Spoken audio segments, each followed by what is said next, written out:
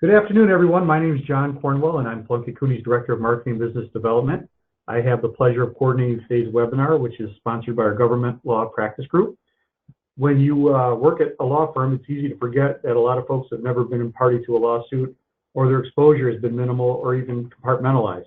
That's why we're happy to present today's webinar, which takes a step back to talk about the components of a lawsuit and practical strategies you could use to be more successful if you become entangled in litigation. We're fortunate to have with us today some of the firm's most experienced municipal attorneys, Audrey Forbush, John Martin, and Ridley Nimmo.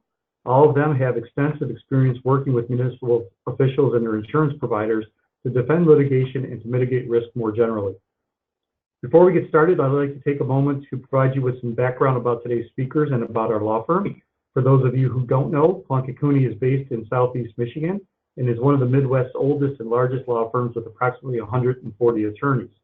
We have offices in 7 Michigan cities, as well as in Chicago, Illinois, Indianapolis, Indiana, and Columbus, Ohio.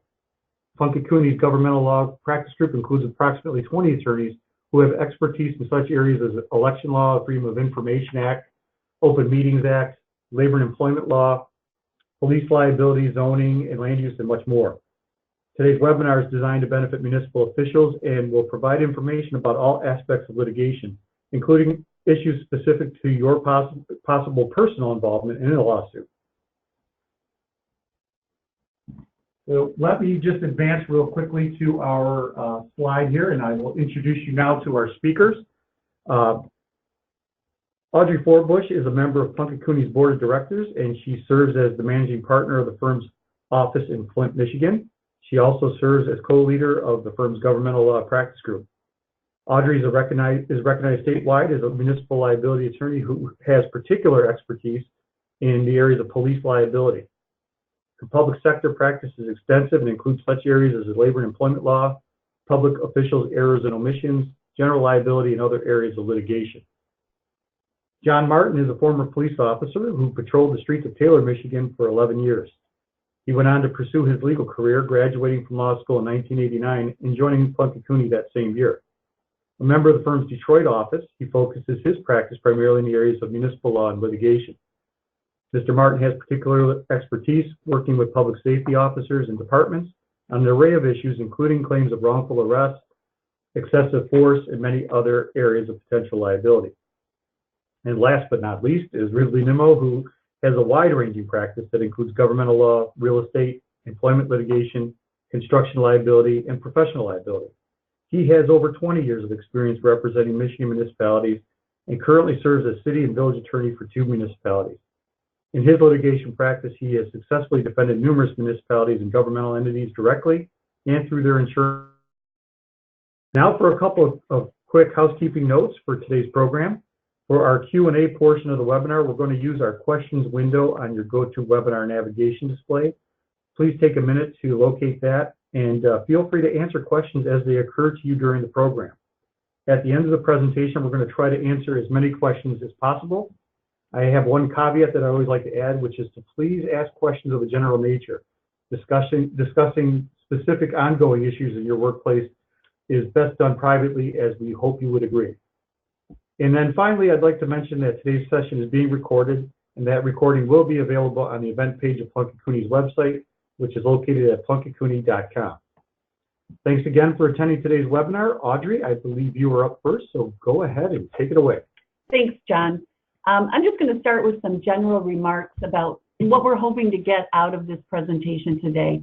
Between Ridley, John, and I, we collectively have, over 75 years of litigation experience amongst us, and we were talking about the different reactions and impressions we get from our clients depending on their level of experience with litigation. And we have entities that have never been sued before. We have entities who've been sued for the first time and they have a lot of questions.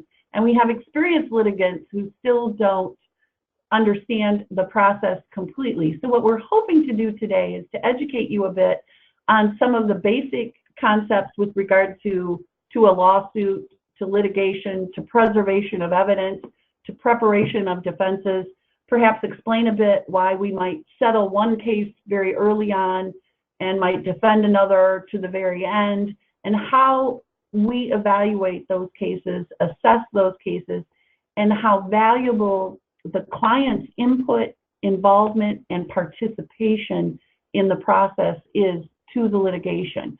I mean, we are, when we have very good clients, when we have clients who are vested in the process, and we have witnesses who are willing to put the work in and do the preparation, our defenses are better, the value of the claim decreases, and so it's very important that we work together as a team. And I think the better you understand the process, the better we can do in defending your interests. So we're going to pass it on to Ridley, and I think this is going to be more of a collaborative effort. John and I are going to jump in when we need to, and we'll kind of make this a team effort as we go along. Well, good afternoon, everyone. I'm Ridley, and I'm here to talk to you about the first half of the presentation, which is really the basics towards the beginning of what you should and should not do in the event you ever find yourself on the end of litigation. And so the first thing to keep in mind is this. If you ever get sued and you're handed either by a process server or mailed or somehow receive a copy of a complaint and you happen to be in the unenviable position of being one of the named defendants, don't panic. And what you need to do is not only don't panic, but don't ignore it either. So what you need to do, and it's up there on the slide, you need to tell someone. And the person that you need to tell at least immediately is your direct supervisor, which would be a logical person to go to if you're a police officer. Obviously, the logical person to go to would be your police chief.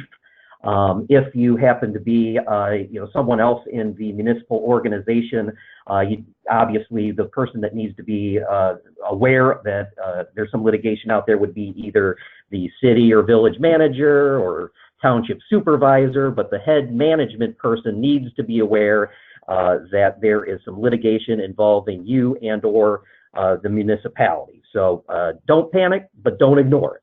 And I would chime in on that, since many of you are high-level management, that you need to make sure that your middle management, that your lower-level employees are aware, because they can be personally served by a process server, either outside of the job or at the job, and they have to know that they have to tell someone. I had a lawsuit a few years ago where the officer was sued while he was on duty, and he tossed it in his personal car and he never told anyone. And Ridley's going to talk to you about what happens when you don't respond timely to a lawsuit. Right, and I guess you don't want to assume that somebody who might be a named defendant or somebody who might be, given the complaint that they are going to do the right thing. You need to make everybody aware so everybody's on the same page and can make sure that everybody knows who's been served and who's got what and can coordinate in that regard. The second thing you need to do is also, and depending on your role, someone needs to make sure that the insurance company is aware that there's litigation out there. There's a reason why you have liability insurance, and it's because we live in a litigious society, and unfortunately the realities are that if you're working long enough, you might very well find yourself being a defendant or having someone in your organization that's been sued. So you need to make sure that that insurance carrier is aware immediately. And you're going to want to have a paper trail of that, because once they're notified, in the vast majority of situations, that insurance carrier has a duty or obligation to defend that case. And so they're going to arrange and make sure that there's a lawyer that gets in place, and whether that's going to be your municipal attorney that they're going to allow to handle it, or if they may well hire somebody else outside. They will make sure that that gets in the process, and you, as you would understand, want to make sure that that's done sooner rather than later. So once they're involved, then obviously the next thing you need to think about is when you need to respond to this complaint. And that depends. If indeed there is personal service, that means a process server has hand-delivered you or somebody in your organization a copy of the complaint. The rule is that there's 21 days to respond, and that's calendar days. It includes weekends and holidays and all that kind of stuff. So you have 21 days to respond if you're personally served. If you're served by mail or outside of the state of Michigan, then you have 28 days to respond. So those are the drop-dead deadlines absent some kind of agreement with the lawyer on the other side of the case for an extension.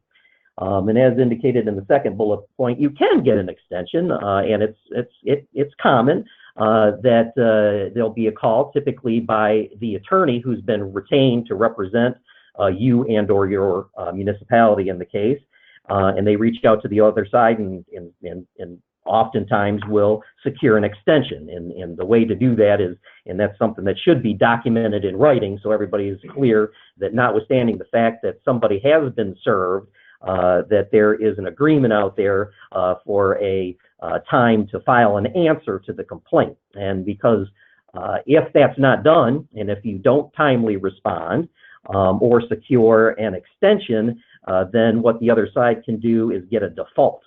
And what a default is basically they file a proof of service with the court that says, hey, this person or entity was sued, and this is when, and the time for them to respond has since gone. There has been no response, and so judge, we want you to enter a default. And if that happens, that's very bad, because a default means you automatically lose on liability. It means you cannot present any defenses because you did not timely respond, so you obviously want to do everything you can to make sure that that does not happen.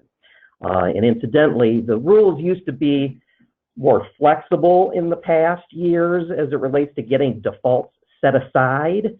But in the last, I would say 10 years, maybe a little bit more than that, courts are getting very more critical, at least in terms of setting aside defaults.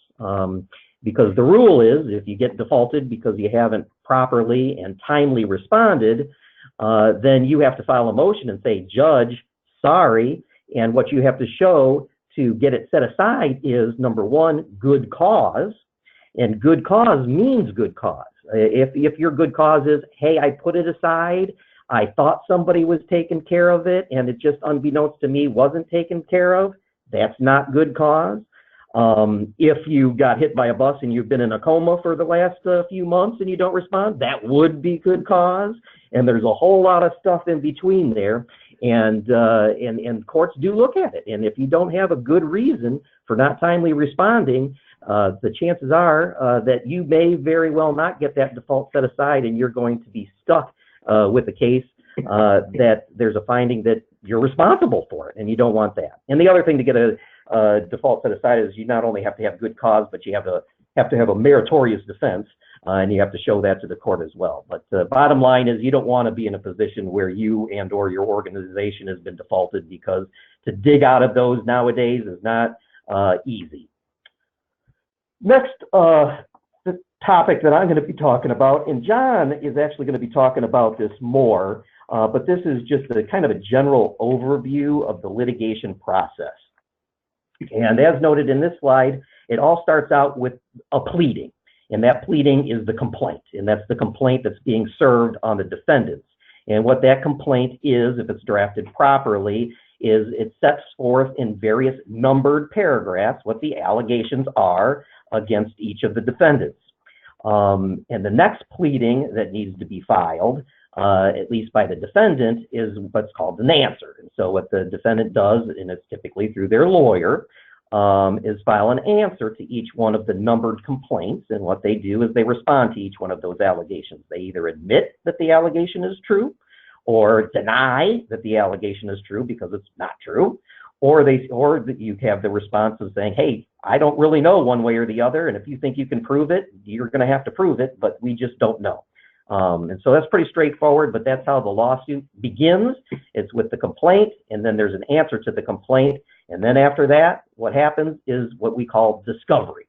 And that's where both sides get to figure out what the other side has in terms of evidence, or has in terms of what their allegations are, and just essentially gets to discover what they think they need in association with either pursuing the claim or defending the claim. And that's done through interrogatories, which are written questions that you get to send to the other side that they have to answer, or through depositions, which is actually somebody, the lawyer, asking questions of an individual person in front of a court reporter, and they get to find out information that way. And then if the parties can't agree on things during the course of the discovery process and the litigation process, and they have a disagreement about that, you can file a motion, and that's how you get disagreements resolved in the court system. Is you file a motion, there's a response to the motion, and then the judge decides who's right or who's wrong. And at the end of the day, after you have your discovery and motions, that's when a decision is made, and actually throughout the course of discovery, a decision's made. Okay, is this a case that we should settle, or is this a case that we should try?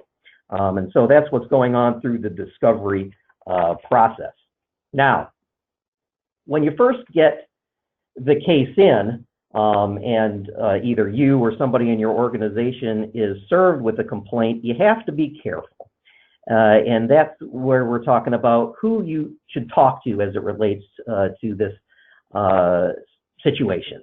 And like I said, you have to be careful, because if you're not talking to your lawyer, which includes whoever might be assigned by the insurance carrier, if you're not talking to them, everything you're talking about is fair game by the lawyer on the other side to ask you about later. So for instance, if you're served with a complaint and you talk to Johnny about it, and you talk to Sue about it, and you talk to Debbie about it, and all of those discussions are something that the lawyer on the other side can say, okay, once you got served with this complaint, who did you talk to?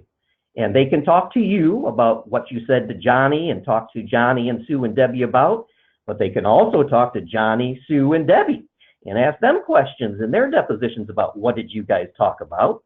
And if those discussions, or if that testimony is not all the same, they can start saying, well, wait a second, you said this, but Johnny said that, Sue said this, and all of a sudden they can get all this information that might not necessarily be helpful, because maybe not everybody is having the same recollection about whatever conversations were taking place when you guys were talking. So just keep in mind that if you're talking to others, when you get served with a copy of the complaint, everything you talk about outside of the presence of an attorney is fair game and something that could potentially come back and bite you at the end of the day.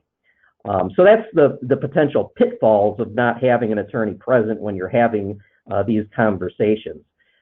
It is not uncommon, and in fact it is common, that once somebody's served with a complaint, and there's kind of some instruction that says, well, wait a second, if you're approached by somebody outside, if you're approached by the media, this is not something that you probably should be talking about, because it's in litigation. And so it's nothing wrong with having a policy that says, hey, if somebody's asking you a question and it's something that's in active litigation, you can say that that's not something that I'm really at liberty to elaborate on at this time. And it's even better to have maybe a point person that you could point them to and say, to the extent you have these questions, you can talk to the city manager, the township supervisor, the police chief, the lawyer, somebody that you're not totally shutting them down, but not something that you want to be elaborating on, particularly if there's active litigation going on. And usually that's what we counsel our clients. If you're approached by media, a lot of times we'll tell you to refer them to us, and we'll give them what we call our party lines, and we'll say we're actively and vigorously defending this lawsuit, and we deny the allegations, and we leave it at that. And we say we don't litigate our cases in the media, we don't discuss active pending litigation, and it kind of takes you off the hook.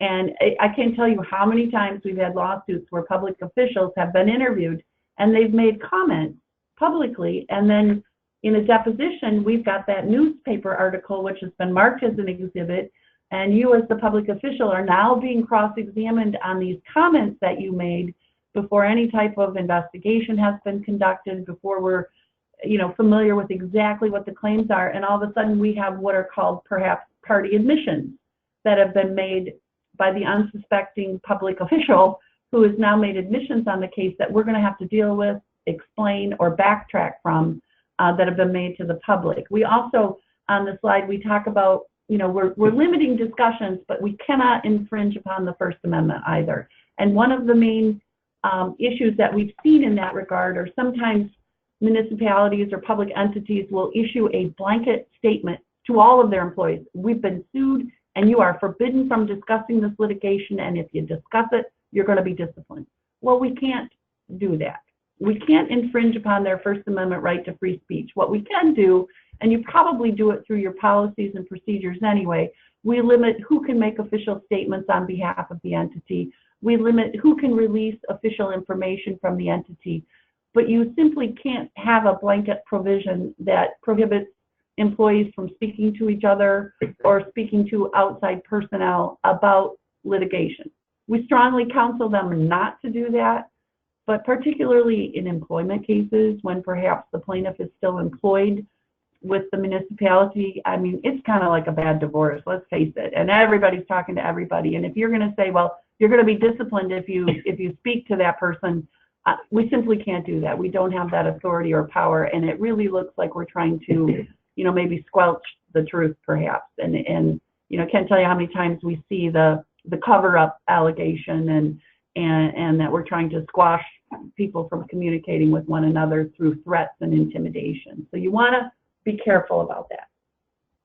A happy medium between, I guess, the no gag orders, but you don't want to be blabbing to everybody. Next thing I want to talk about, and this is common sense kind of things, when you're aware that there's a lawsuit or even a potential lawsuit out there, what you need to make sure is that the potential evidence is preserved. Because if potential evidence is not preserved and you don't have a good reason or explanation for why you don't have it and you really should have it, bad things can happen to you. And we'll talk about that in a little bit. But what are some of the things that are potentially relevant? And that it varies on what kind of case it is. And what we have here is, about 6 bullet points that just talk about different things and areas of items that could very well contain relevant information that you just need to make sure is not lost, destroyed, discarded, or otherwise gone. And that includes everything from, videos to photos to personnel information. And now in this day and age of social media, it can get very complicated because going out and figuring out where all relevant social media stuff might exist is not easy, but you want to have somebody that's in charge of making sure that what you have that could potentially be out there that you might need or might be relevant to this case is not destroyed or lost or otherwise gone. Like I said, these are a whole host of different things, and it's certainly a non-exhaustive list of stuff that might be out there. Another thing that is in bullet point number 2 is, and I don't know how many folks on the line would be privy to the fact of what might be coming in via FOIA, but certainly if you're getting something via FOIA from somebody, it could be a clue or a key that maybe somebody's looking to sue somebody in the future. And so if you have a FOIA request that the antenna goes up and say, well, wait a second, this person is making this request and it seems to relate to something that we think might be percolating out there as a potential lawsuit, make note of it, make sure you inform the appropriate person so at least everybody's on the heads up, because the sooner you know about that stuff, the better. And FOIA is indeed a popular place for people to go because it's where they can get free information without even a lawsuit, where they start exploring things. So just keep an eye out for FOIA requests that indicate that potentially something's lurking out there. And hand in hand with the preservation of evidence, the next 2 slides deal with what we call spoliation. And spoliation is just a general kind of definition, is either ruining or destroying evidence or potential evidence. It's a failure to preserve what you should preserve. And the first slide and what we're looking at right here is actually a jury instruction as it relates to that. And it essentially says that if you're a party to a case and you have not offered some evidence or come forward with some evidence that was under your control and could have been provided or produced by you, but you have not produced or articulated a good or reasonable excuse for not producing that information, there's a jury instruction that says, jury, you may infer that what that party did not produce, that they could have, and arguably should have and didn't was not good for them. And so that's a jury instruction that, as you might imagine, is one that you want to not have in front of the jury, because you don't want some judge telling the jury that they didn't come forward with some evidence, and so you can very well assume that that evidence was not good for them. And those jury instructions even get tougher. The next one is a little bit tougher, and it relates to somebody who has lost or destroyed evidence. And so now all of a sudden you get a jury instruction that says, not only may you infer that that evidence was not good for them, you can infer that it was good for the other side. So depending on the level of why it is that you can't, or egregiousness of conduct in terms of why you can't come forward or haven't come forward with this evidence, the worse the jury instructions can get. And then it can even get to the point where if there's evidence that somebody has intentionally destroyed evidence, and you very well should have had it, could have had it, and it's gone, you can even have a judge deciding that you now don't have a defense to that claim. So, I mean, it can get worse and worse and worse. So the bottom line is, whether you think the evidence or thing is good or bad or whatever, keep it. Don't destroy it. Right, and we can deal better with bad evidence that we have as opposed to bad evidence that we've destroyed, because then the inference is going to be unmistakable and we don't have an opportunity to explain it.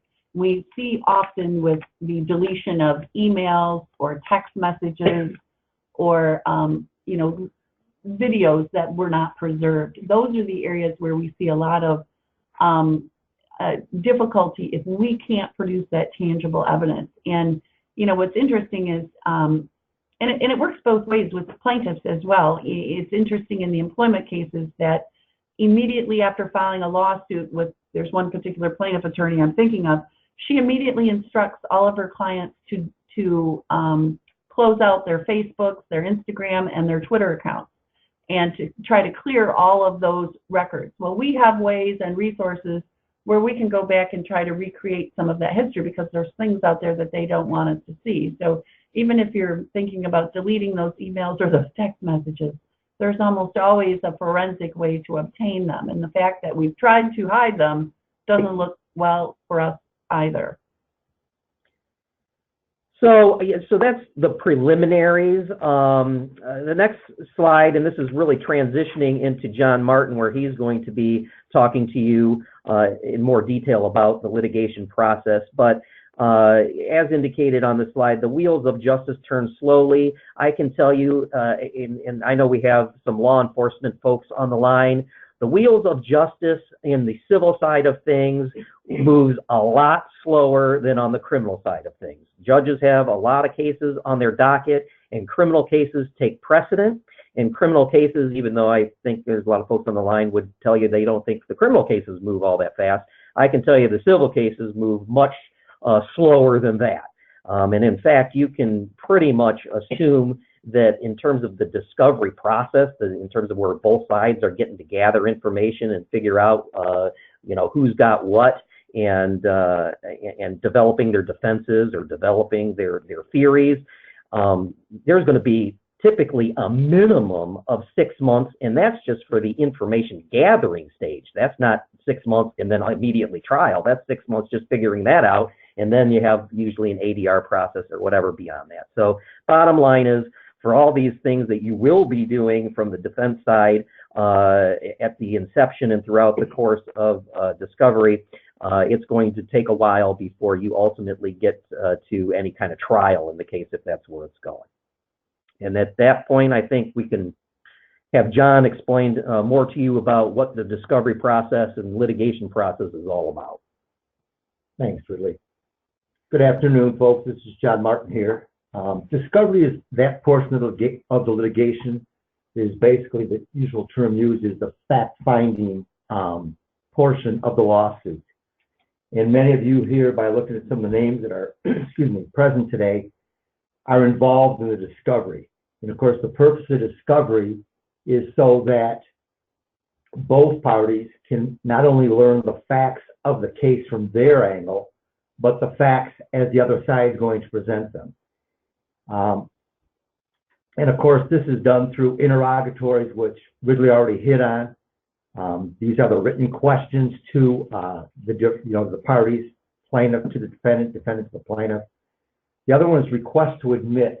Request to admit, as I'm sure most of you probably do know, these are incidents where we send questions to the opposing party and make a statement, and we want them to admit to it. The purpose of this is to narrow the difference in the facts from each party.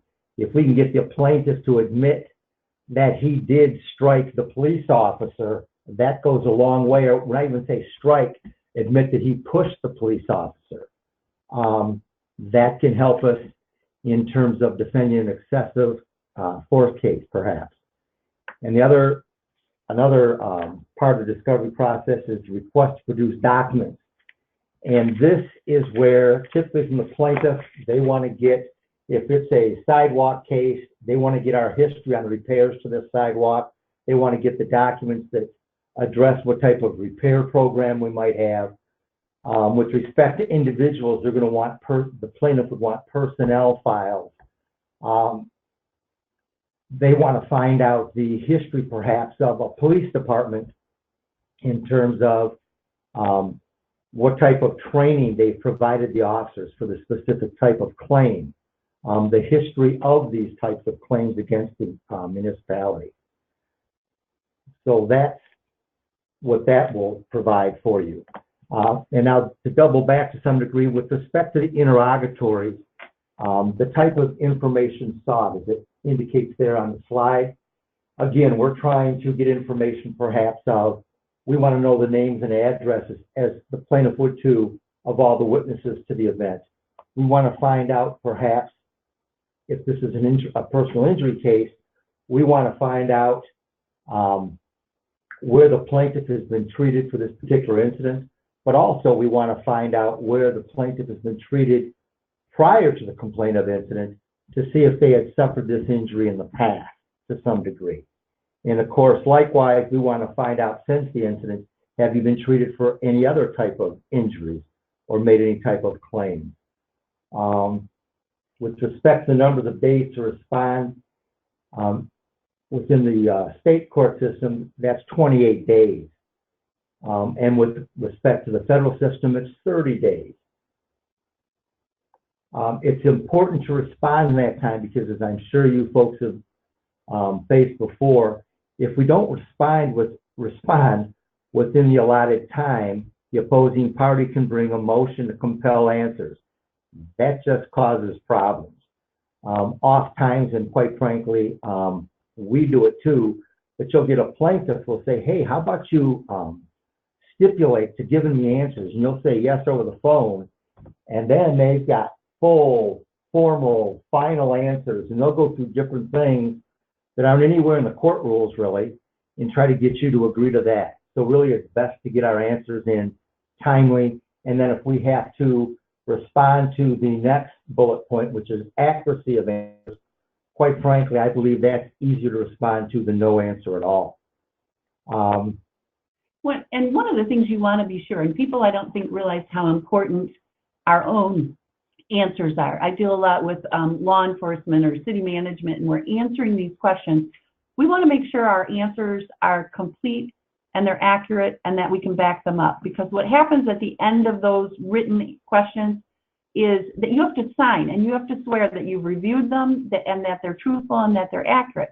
And then you get into a deposition and they start asking you questions, and if your answers are inconsistent with those interrogatories, we're not only going to hear about it in the deposition, but they're going to mark that as an exhibit at trial. And they're going to say, well, Mr. City Manager, you said this in your deposition, you said this in your answers to interrogatories, and now you're telling us this. Well, which one of these is true? Which time were you lying? And we cannot underestimate the value of the accuracy of those answers, because they're going to be lawful, they're going to be binding, and we're going to be stuck with them. So I always try to make sure we go over each one and make sure we're being as accurate and complete and thorough as possible, because we're going to be stuck with those answers down the road. Audrey makes a good point. And also that kind of leads into the next bullet point, if you will. What do we do with the information? As Audrey just mentioned, the information that we glean from the interrogatories can often be used to impeach the other side if they're not consistent. And of course, from the defendant's perspective, as far as the information we gather, that helps us find out other witnesses we may not otherwise know about. Obviously, we get the medical information, and we can get that information, again, to perhaps impeach the plaintiff, or quite frankly, just let us know that the injury claimed is everything plaintiff says it is. So it's important, again, that in responding to these interrogatories, that we're full, complete, accurate, and in terms of what we do with the interrogatories, it's important too. And of course, we deal with the same problem with the plaintiffs. They'll come in with, oftentimes it'll say, what were your injuries? Seek complaint. Or it'll say, who are your providers? Seek complaint. And it's like, seek complaint? You haven't put your providers in there. So we have to double back and get the appropriate information to move forward. Another form of discovery is the request to produce. Now, the request to produce, as I mentioned, we, generally we talk about documents.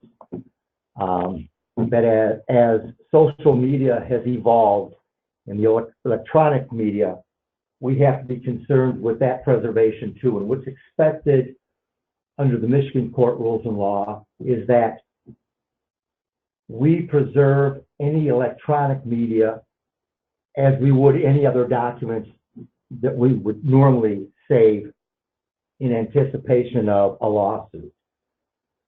So the court has laid out that we're supposed to preserve this information. The court rule also addresses, for instance, that we can claim that we can't reasonably access because of undue burden or cost. Now, that's a nice little phrase to use to try to get around providing this evidence. It doesn't work. Like Audrey mentioned with respect to the interrogatory responses, if that's truly the case and we can articulate why it's unduly burdensome or costly, that's fine. But of course, if we can't, the court's going to make us produce that anyway. And what you should also know is there are instances even where we do in fact prove, again, the undue burden or the cost, and the court says, no, I understand, but Mr. Martin, we're going to have your client produce that anyway. And of course, we have to produce it. With respect to diaries, notes, and journals, as some of the things to produce, we have to acknowledge the existence of these types of things. We have to provide a description, and we have to provide who has custody of these certain documents. Because they'll, for instance, ask, do you have such documents? We have to respond with that information. And the same thing goes with typically with photos, in videos, in recordings. We have to provide the information I just mentioned. And again, unless it's somehow privileged, we have to produce that information. And it works both ways too. These are things that I always request from the plaintiffs themselves, because some of them will keep diaries or notes of interactions that they've had with management or, on an employment case or with coworkers, and they start keeping a diary or a log. Also, with regard to videos or recordings, everybody's got a cell phone now, and the simple fact is employees are recording other employees all the time, or their bosses all the time. And so I always make sure that I ask them about any videos, recordings, photos, anything like that, because you'll be surprised at what you get. And sometimes the evidence that they preserve can be some of the best evidence that we use in our cases. So you always want to know, what do they have?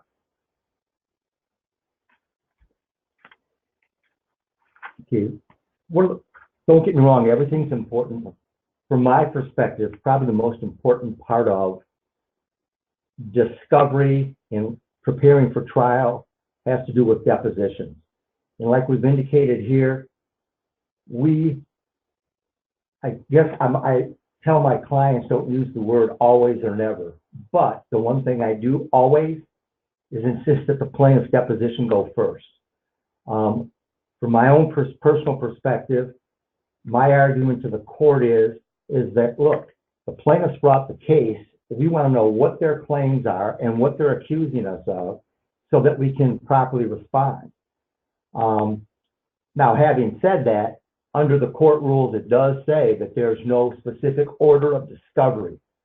But if we're on top of things and we order up the plaintiff's step, and then you have the plaintiff trying to say, no, we're taking the deposition of your people first. I've never appeared in front of a judge so far where the judge has denied my request of taking the plaintiff's deposition. So with respect, who should attend the deposition? From my perspective, and I guess because, again, a lot of times I deal with the police, I always offer and try to insist, if you will, to the degree that I can, that the officer attend the deposition of the plaintiff. I think that's important because it shows, and it touches on the next one, the skin in the game. It shows the plaintiff and plaintiff's counsel that this officer is truly concerned about this lawsuit. And he wants to make sure that, you know, they're aware of this. And I found too, like when the officer attends, and don't get me wrong, the plaintiff has been prepared for the deposition to expect this. But when the officer appears at the deposition, oftentimes I found that the plaintiff's description of what happened can be padded down a little bit. Not all the time, but you know, everything you can do to help the case, you should do. And I think it's important for the officer to be there. I want the officer to be there so that sometimes perhaps when I first met with the officer to prepare him for his death, he might have said, John, I don't remember this certain part when I first meet with him. And then when he attends the plaintiff's deposition, at times it can fill in the blanks. And likewise, if there's more than one police officer in the deposition, I like the police officers to attend the deposition of the other officers, just so we get accused of this all the time. There's some truth to this. You want them to be aware of what their partner or the other officer there has to say. Right. If they're named defendants, they have the right to attend any and all depositions. Or if it's, for instance, an employment case and they're suing, you know, the chief of police and the city manager or whoever, whatever department head, the HR manager, we want those individuals at plaintiff's deposition. Number one, you guys all have so much more information than we do. You have the historical information, you have geographical, physical information, you've lived through the process. And I give every witness, I have them sit next to me, I give them a notepad, and I have them take notes, I have them write questions, we take breaks, we talk about the testimony.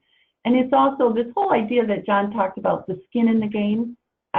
I believe it wholeheartedly that if you have an employee that's a defendant, or if you're a defendant yourself and you go to that plaintiff's deposition, you become much more invested in the process because now it's personal and you get to hear these allegations firsthand.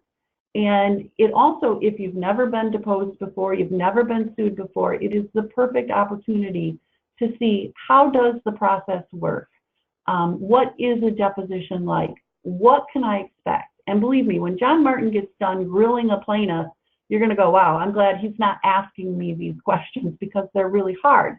But it gives you an idea of what the issues are, what the claims are, and how to keep yourself composed during the process. And that's our goal, is to make sure that you are as prepared as possible so that when it's your turn, you're going to do better than the plaintiff. Exactly.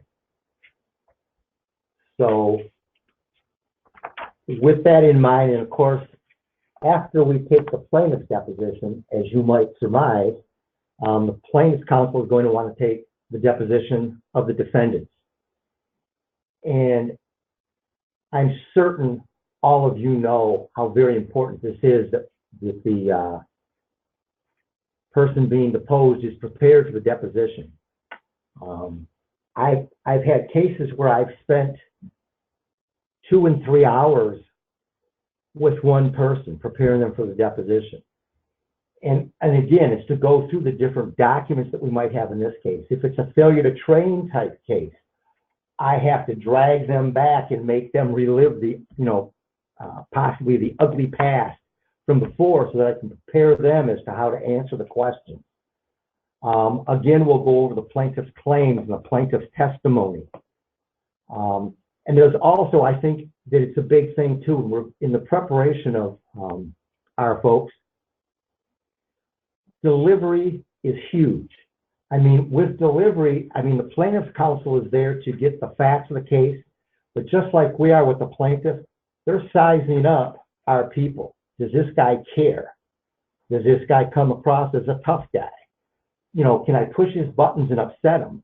Or, on the flip side, can I intimidate them so they get so nervous they can't provide, an answer, or they look like they're lying to a jury? There's nothing that can be stressed more than the importance of preparation for the deposition. Obviously, too, we want to review our discovery responses that we've made with respect to plaintiff's questions to make sure that the guys understand what they've said before, what's going to be expected of them this time. And of course, I'll review the discovery responses, obviously from the plaintiff's side also. I want the person that I'm defending to have a global understanding of what's being said here.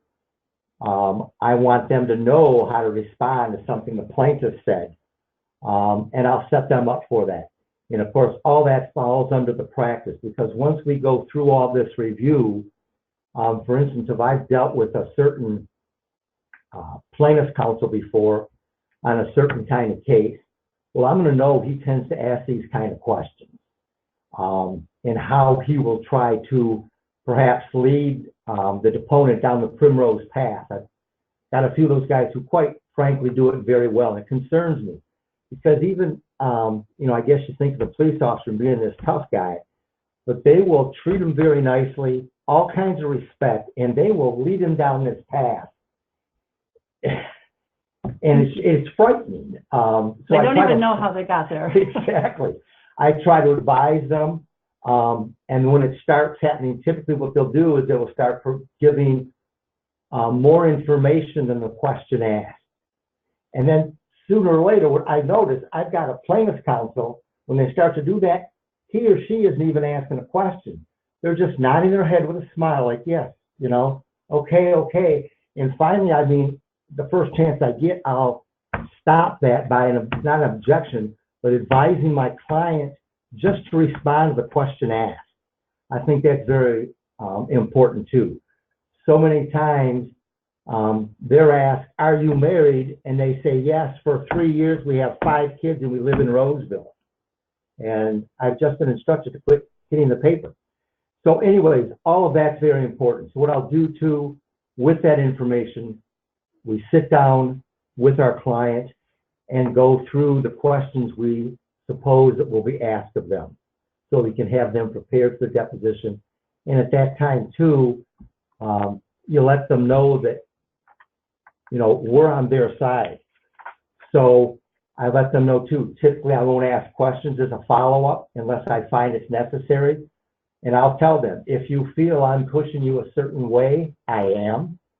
And I'd like you to, I want them to be honest, but I want to rehabilitate them if that's possible. And then, of course, after all of this, we ask the importance of what's the importance of a good deposition? Well, as the first bullet point mentions, it sets up our defenses. If we can get the plaintiff again to admit what they might think are very minor things, that sets us up hopefully for our motion for summary disposition in the state court or a motion for summary judgment in the federal court. Again, too, with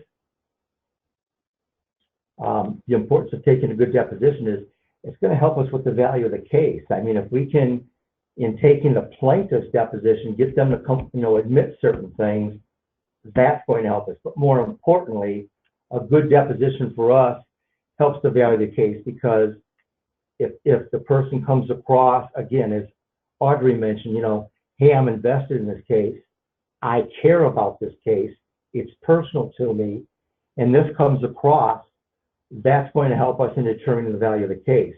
Likewise, if our client, and they mean well, come across poorly, then that's also going to help us with the value of the case, however, not the direction we care to go.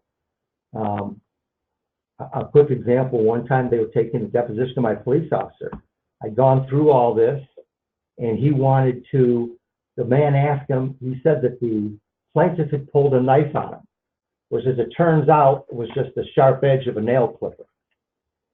And he shows it to him, and he goes, was it this big? Just big enough to hurt me. He's pounding the desk, and he's leaning over the table. Well, that helped us with the value of the case, and it also told us that this probably wasn't a case to try. Continuing the impression, the credibility of the witness. Again, also very important. If the officer, I've had them where the officer's telling the truth, but they're nervous, they look like they're not telling the truth, we need to know that before we go into trial. We need to know that before we put them in front of a jury. And again, the impression of the witness has a lot to do with our consideration of should the case be settled or not be settled. And, before we put them in front of the jury, what we want to have an understanding of how they're going to appear in front of the jury if it's a jury trial, or the judge if it's a bench trial. The next section here is the motion practice. And as we mentioned, what's important here is that there's no issue of material fact. And a material fact is that type of fact. It's important material to the outcome of the case. If, again, an excessive force type of case, if we have the fact that the plaintiff says, well, yes, I did push the policeman first, and when he went to hold me, I did punch him, but I was just trying to get away. That's an important fact. And if there's no issue of fact, that sets up our motion for summary disposition or summary judgment, or again, summary judgment in the federal court.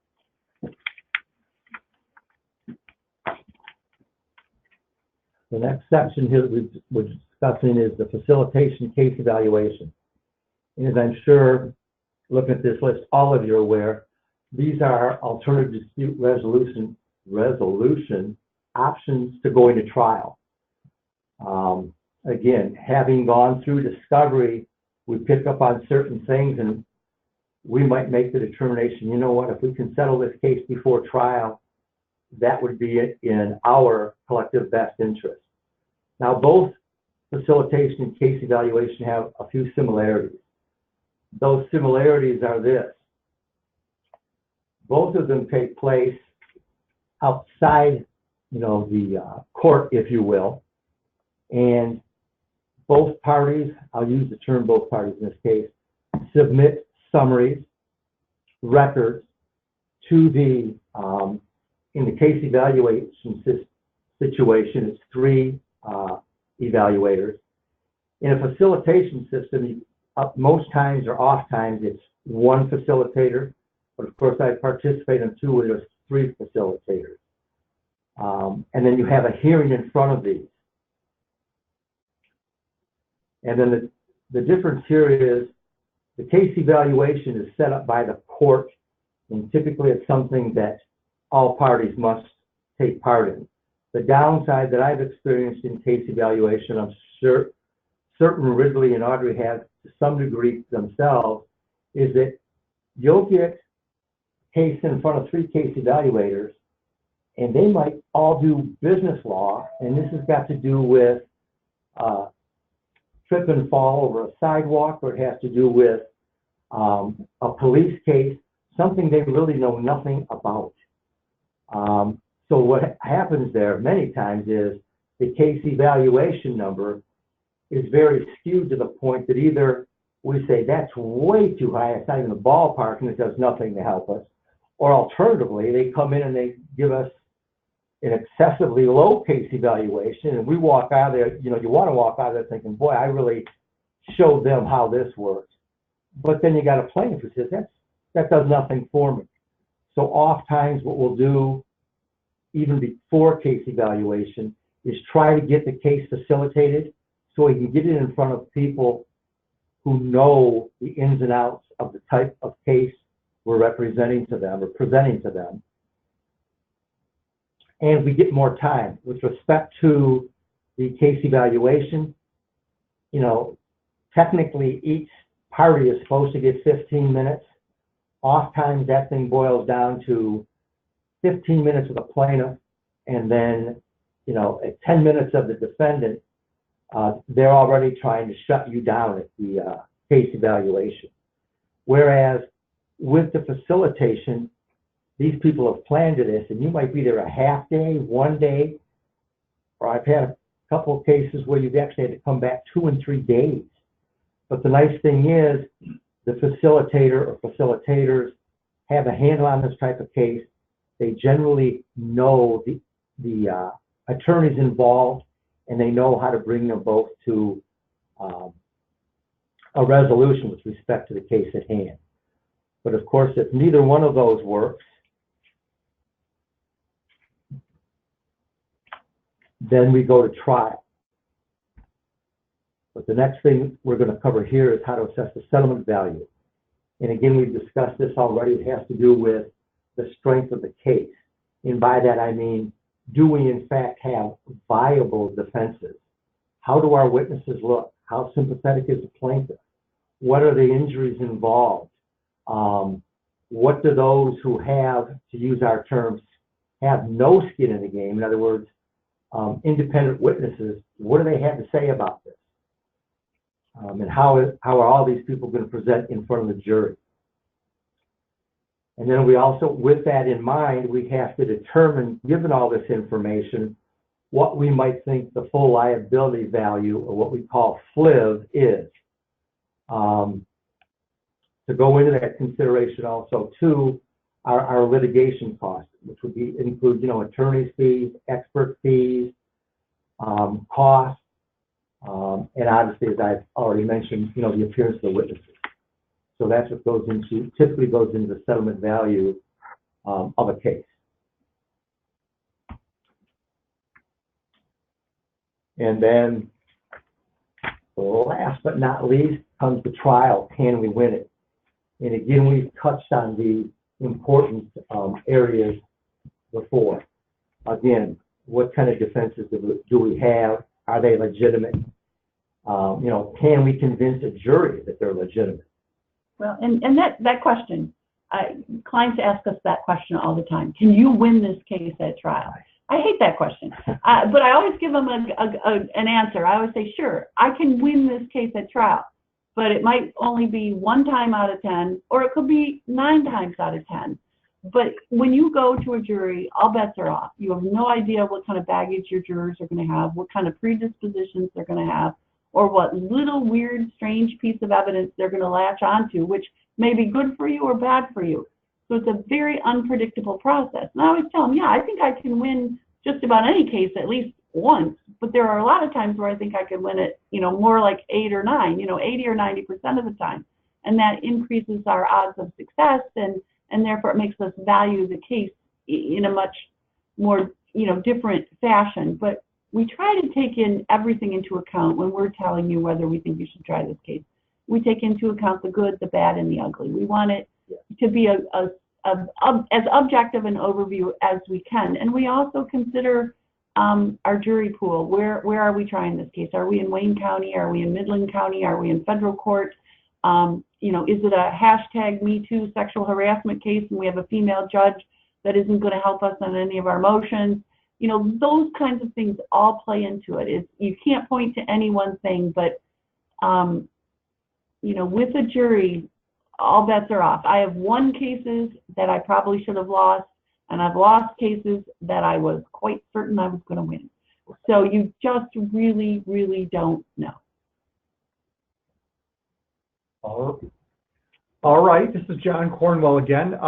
We are to the stage of the program for Q&A, and I just want to remind everybody that you can use the questions window in the GoToWebinar platform to ask your question. And while we're doing that, I know we had one come in early, and that one is as follows for the group. So I don't know who wants to take it, but here it is. What happens on an insured claim if the municipality doesn't want to settle and the insurance company does? Well, I can take a tack at that one. We have cases, like for example, let's take an employment case, which can be very personal, and but it could involve someone with high wages, a lot of high exposure. We've got some inflammatory issues, and our municipality may be dug in because this is personal, and we don't want to pay that person, and I'm putting that politely. We don't want to pay them a damn dime. And then we could have the insurance company on the other hand going, hey, wait a minute, we're going to be paying for this, and we think it could be in excess of, $200,000, for example. We want to settle it now and cut off our risk of exposure. If that happens, typically there are two scenarios. You're going to have it depending on your insurance policy. One policy may be what we call a consent policy, where the insurance company, if they want to settle, they have to get consent from the municipality. If the municipality says, we are not consenting, we do not approve this settlement, oftentimes what we've found the insurance companies will do is say, okay, if we determine that we can settle this case for, say, $200,000, and you refuse to give us consent for that, they will continue to pay for your defense, and they will continue to take the case through trial, but they will send you this terrible letter which will say, look, if the verdict comes back and it's in excess of $200,000, then you, city fathers and sisters and mothers and brothers, you are all on the hook for whatever that excess verdict is. And that's a difficult position to be put into as someone who has a fiduciary obligation to your citizens.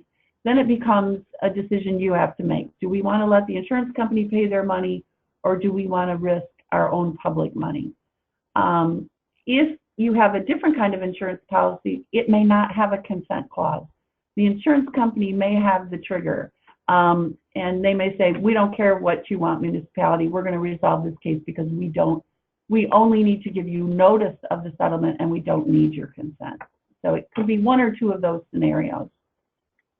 Okay, great. Thanks for that. Just again, real quick, if you want to type in a question, go ahead and do that now. I do have one more question for the group, and we're right up against our time anyway, so that's going to work out. But please feel free to enter any questions. We could always, if we don't have time to do them today, answer them today, we can always follow up with you. And the next question is whether or not settlement agreements can be kept confidential when the settlement is on behalf of a public entity. I can address that one, I believe. The short answer is for municipalities, no, cannot. If somebody decides they want to FOIA that document, they're entitled to get it again. Why? Because we're a municipality. There's no exemption under FOIA. Correct. It's the sunshine law. Yes.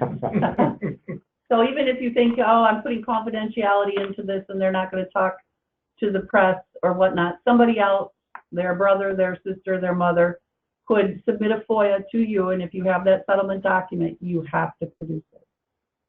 Great, thank you. Okay, that's it. I don't see any other questions, so we're going to wrap things up. So I'll just touch on a couple things here. At the conclusion of the program, you're going to receive an online survey. We would really, really, really appreciate it if you would take a moment to complete it. We take all the feedback you provide and try to make these programs better in the future. So if you would answer that survey, we would really appreciate it. The next thing I wanted to mention is that in case you have somebody in your organization that could benefit from seeing today's program, it is recorded. It's going to be posted shortly on our website at punkecooney.com. You just need to go to the event page, and at the bottom, we'll have a PDF of the slides that we used today as well as recording. So if you can direct folks that way, they'll be able to get that information. So it's all there for them. So on behalf of Ridley, John Martin, and Audrey Forbush, I want to say thank you to everybody for attending today's program, and we wish you a great rest of the day. Thanks so much for being here.